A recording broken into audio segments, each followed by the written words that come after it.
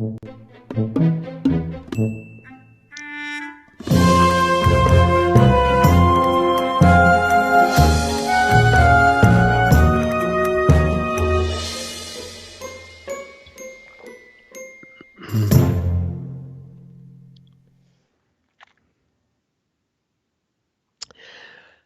you guys, welcome back. I feel like it's 5 minutes since we were here last time. Weeks are going by about as fast as days used to, from my experience. I don't know if it feels like that to you too. But in case you haven't been here before, this is Lost Arts Radio Live. I'm Richard Sachs, your host, and this is where we have how can I say it? It's a re-educated show that's kind of geared to honor the terms of service and community guidelines so that we don't lose contact with you completely before you figure out to go over to lostartsradio.com and find out where we're on the air in full, because we are in a number of new platforms, some of which I can't mention on this channel. And so on this show, just to keep it open, I like to say something that's not totally meaningless, but maybe it's just altered a little bit to be acceptable. So and it's very short, because our main Lost Arts Radio Live show still starts half an hour later than this one. And you're welcome to go there, and you can find out where to listen to it, and it's free on lostartsradio.com. All the links are there. So in the meantime, just to say a couple of things here before we go. We have a real interesting situation in this country. To everybody's great relief, the mainstream media the absolutely trustable, unquestionably correct media just announced hours ago that someone told me that these nefarious attempts at overthrowing the legitimate election, in other words, the audits, called forensic audits, they showed in Arizona that Biden got every bit of the votes that everybody thought he did. There's no question. Nobody should listen to the hearings. Nobody should listen to the particular state senators that were complaining and are claiming, in their conspiracy theory perspective, that the vote count was completely fraudulent, that there were all these fake ballots filed and things like that.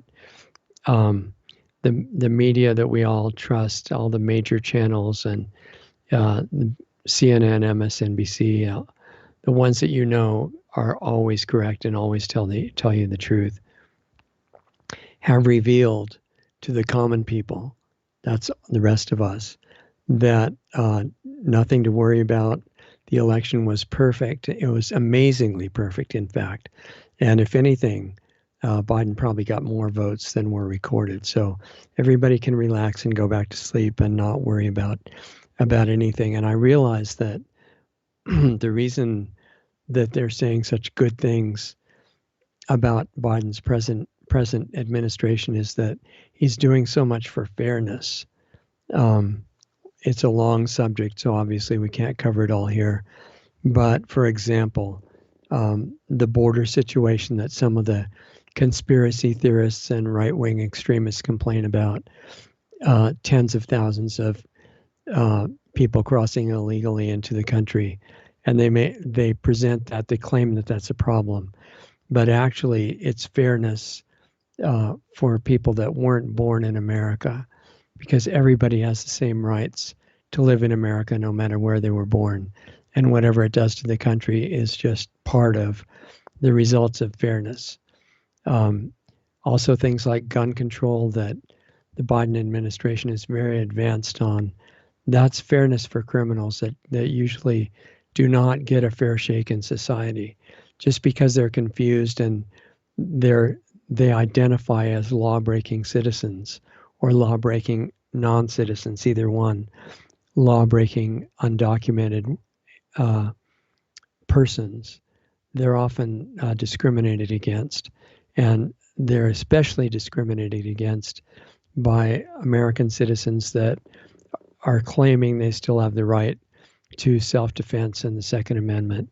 And Biden is making things much fairer for those criminals so that they don't get not only discriminated against in hurtful things that are said, but in actual violence by the right-wing extremists. So there's another example of fairness by the current administration. You could take so many examples. I think one that a lot of the conspiracy theorists object to is destroying the value of the currency by shutting down business and printing unlimited amounts of fiat currency. It's true that that leads to hyperinflation and takes all the value out of the currency. However, anybody that is aware of the basic concept of fairness knows that that needs to be done, because there are people living in other countries, Venezuela, and at least how it used to be in Zimbabwe and places like that, that have no value in their currency. They're discriminated against unfairly because they can't buy as much as you can buy with American dollars. And Biden is fixing that imbalance very quickly. It's one of the unrecognized, very seldom talked about trade imbalances. The U.S., with its American privilege, is using dollars that are still recognized of having some value. At least earlier today, that was true, I checked. And people in other countries whose currency has been transformed by a more advanced socialist communist government, they may not have value in their currency. And it's extremely unfair of them for the Americans with their privilege to be spending US dollars. So Biden figures, with help from his advisors, that there's no need to take the physical dollars away from people until they end cash. I guess that's not quite ready yet. But if you just take the value out of the money, then you have a lot more equality, fairness, diversity, and everybody can relax and have a level playing field of poverty for everybody. And one last one that I thought of, destruction of businesses, which has been going on with the lockdowns that saved us from a global pandemic. As you know, if you're alive and listening to this, you owe your life to the shutdown of all the businesses, social distancing, the masks, and all of the really wise steps that the Trump administration took in the last part of its tenure, and then are being continued and enhanced under the incredibly wise Biden administration. And that destruction of business not only saves us from disease, which is just obvious and goes without saying, but also it's in fairness to communist countries where you might not be able to have a business. And those people are at a disadvantage, and that's not equality. So shutting down businesses is another way that the current administration is making the world fair and bringing equality to the communities globally.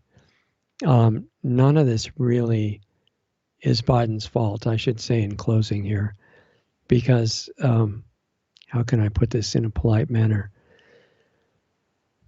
He's not playing 5D chess, okay? And Trump wasn't either, the way that Q thought he was. He made some massive blunders, to be very kind, but Biden's definitely not playing that game. He's playing a different game, which is not 5D. It's on another level. So really, his incredible program of fairness in all aspects of society, in all parts of life, all credit for those incredible programs goes to his controllers. I mean, his staff, his advisors, the people who tell him what to do, who help him by cutting off his mic when it gets embarrassing, or, places where he needs a little support from the outside. They really should become public so that everybody could thank them for their incredible work. So my interest is in seeing, how can I say it and still be on this channel? There are things that we need to do in the coming phase that need to be done soon, and they all depend on consciousness of the population, which goes without saying we haven't had that yet. We've kind of been, in the interest of fairness, walking around like hypnotized zombies so that people who are not extremely intelligent wouldn't be discriminated against. But we've taken it to a pretty extreme state right now, and we're going in a direction that can't go on very long the way it's going without some unpleasant effects. But, you know, if that's not reversed, then at least we can be thankful that Biden and his not controllers but advisors are leading into world peace without humans, actually without any life forms, and that'll be total peace, even better than the environmentalists, because there won't be animals causing climate change. And actually, it hasn't been released to the public yet, but insects and microlife, bacteria and viruses, they cause climate change too. And that's one reason that the climate has been changing ever since there's been bacteria and viruses in the world. And it should have been obvious. They were acting extremely selfishly. And the new program of the higher level controllers, the ones I'm calling the advisors, that will fix this problem, because their idea is they've looked at it from all angles, and the best way to solve it permanently is to just delete life from the planet. And as far as they know at this point, the top scientists all agree, and there's total consensus, that rocks do not cause climate change, only higher life forms like bacteria and everything above that. So rest assured the plan is proceeding, and there's still time for input from humans, just in case we have a better idea. And we might want to be aware of that because the time is limited. So hope that makes sense. I think it'll keep us on the air on this platform for the moment. And I appreciate your coming around to share these few minutes with me. Go to lostartsradio.com if you want to see where we're on the air in a little bit more complete form. And there's also a link below this video to take you to where Lost Arts Radio Live in its full form starts in a few minutes, literally 15 minutes from right now. So thanks for being here. I really appreciate you. You're the key to the future, and all of us are. And if we snap out of our hypnotic trance, which is possible even in this time we've got left, then anything good could still happen. Don't feel discouraged. Take care of yourself, and we'll see you next time.